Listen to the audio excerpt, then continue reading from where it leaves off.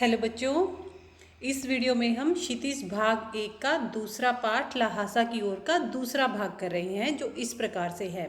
पहले भाग में हमने पढ़ा था कि लेखक और सुमति भिखमंगों के वेश में यात्रा कर रहे थे, इसलिए उन्हें डाकुओं से खतरा नहीं है।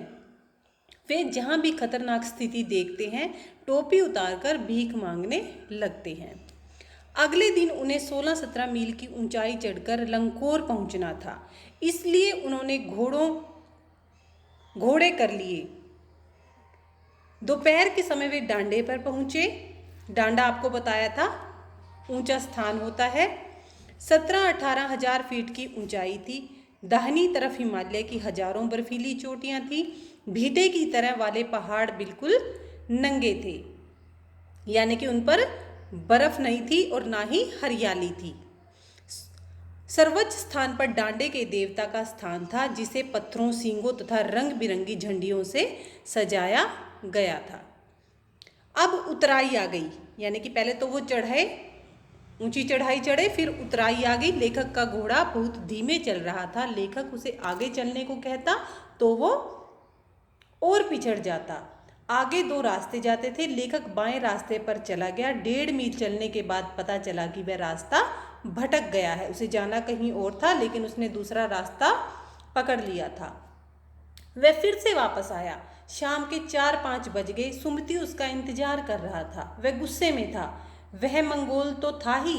गुस्से से लाल मुंह करके बोला, मैंने 2 टोकरी कंडे फूंक डाले, 3-3 बार चाय को गर्म किया। लेखक ने अपनी मजबूरी बताई तो वो शांत हो गया। लंकोर में वे एक अच्छी जगह ठहरे। उन्हें चाय, सत्तू और गर्मा गर्म थुक्पा खाने को मिला। थुक्पा एक खाद्य पदार्थ है। अब वे तिड्री के विशाल मैदान में थे। उसके चारों ओर पहाड़ियां थी। विशाल मैदान के भीतर एक पहाड़ी थी जिसका नाम समाधिगिरी था। उसके आसपास अनेक गांव थे जिनमें सुमति के यजमान रहते थे। सुमति सब जगह जाना चाहते थे ताकि उन्हें गंडे पहुंचा सके। गंडे पतली पतली चीरी बत्तियों से बनते थे। गंडे खत्म हो जाने पर वे और कपड़ों से नए गंडे बना लेते थे। लेखक ने सुमति को दूर दूर के गांव में न जाने के लिए राजी कर लिया। अगले दिन लेखक और सुमति सुबह 10-11 बजे चले। धूप बहुत तेज थी। दिन में 2 बजे धूप के कारण माथा जलता था तो पीछे का कंधा बर्फ सा ठंडा होता था। धूप से बचने के लिए सिर पर मोटा कपड़ा ढकना पड़ता था। तिब्बत की जमीन छोटे छोटे जागीरदारों में बटी है। इन जागीरों का काफ़ी हिस्सा मठों के हाथ में है। हर जागीरदार बेगार मजदूरों से खेती कराता है। खेती का प्रबंध करने के लिए कोई भिक्षु आता है जिसे राजा के समान आदर मिलता है। तिब्बत की जमीन छोटे छोटे जागीरदारों में बटी है। इन जागीरों का काफ़ी हिस्सा मठों के हाथ में है। हर जागीरदार बेगार मजदूरों से खेती कराता है।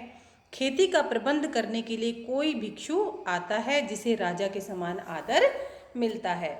लेखक और सुमति शेखर विहार पहुँचे। उनका मुखिया भिक्षु नमस्ते भद्र पुरुष था। यद्यपि लेखक का वेश भिखमंगों सा था, फिर भी वे उन्हें बड़े प्रेम से मिले। यहाँ एक बौद्ध मंदिर था जिसमें 103 हस्तलिखित पोथियाँ रखी हुई थी। वहीं लेखक ने आसन जमाया। पोथियाँ मोटे मोटे अक्षरों में लिखी थी। एक एक पोथी 15-15 शेर की रही होगी। लेखक उन पुस्तकों में रम गया। सुमति ने यजमानों के पास जाने के बारे में पूछा। लेखक ने उसे अनुमति दे दी। अगले दिन वे भिक्षु नमसे से विदाई लेकर चल दिए।